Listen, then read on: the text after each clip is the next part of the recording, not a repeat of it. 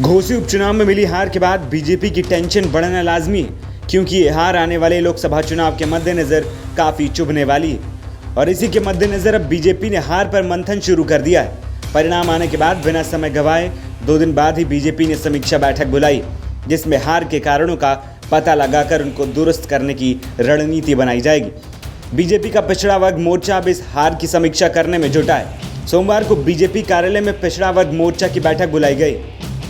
इसमें सभी पदाधिकारी के साथ अध्यक्ष नरेंद्र कश्यप और डिप्टी सीएम केशव प्रसाद मौर्य भी मौजूद रहेंगे। विकास में किसी को बहुत उड़ान भरने की आवश्यकता नहीं है।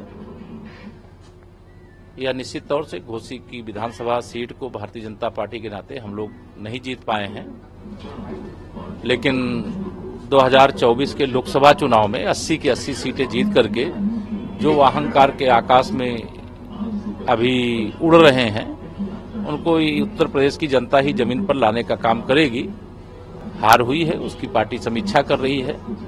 भविष्य में जीत कैसे हो, इसकी तैयारी कर रहे हैं। देखा जाए तो घोसी सीट पर सबसे ज्यादा आबादी पिछड़ों की थी, लेकिन उसके बावजूद भी पिछड़ों का समर्थन उस तरीके से नहीं मिला जैसा कि मिलना चाहिए था।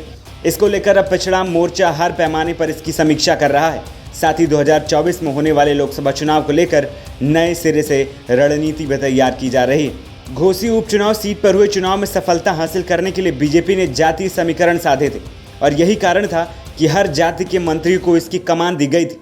लेकिन बीजेपी के सभी जातीय समीकरण फेल हो गए और समाजवादी पार्टी के सुधाकर सिंह ने घोसी में रिकॉर्ड मतों से जीत दर्ज कर ली। इस बात पर सपा और इंडिया गठबंधन लगातार बीजेपी पर तंज कस रहा है, चाहे वो पार्टी कार्यालय के बाहर पोस्टर लगाकर बीजेपी पर हमला करना हो या फिर नेताओं के बयान।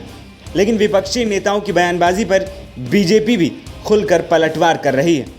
जब योगी आदित्यनाथ जी की सीट गोरखपुर छोड़े थे, जब मेरी लोकसभा सीट फूलपुर छोड़े थे, तब दोनों सीटें हम लोग हार गए थे। तो समाजवादी पार्टी गुब्बारे की तरह फूल गई थी। तो अभी वो गुब्बारे की तरह फूली हुई है। जनता एक कोई स्विच होएगी, हवा निकल जाएगी और कमल खिल जाएगा। गौरतलब है कि लोकसभा चुनाव से पहले सीएम योगी ने 80 में से 80 सीटें जिताने के जो प्लान तैयार किया था, उस पर घोसी उपचुनाव के नतीजे असर जरूर डालेंगे। और इसी के मद्देनजर बीजेपी बिना लापरवाही किए तुरंत हार की समीक्षा कर कमियों को समय रहते दूर करना चाहती है। एनबीटी ऑनलाइन की रिपोर्ट।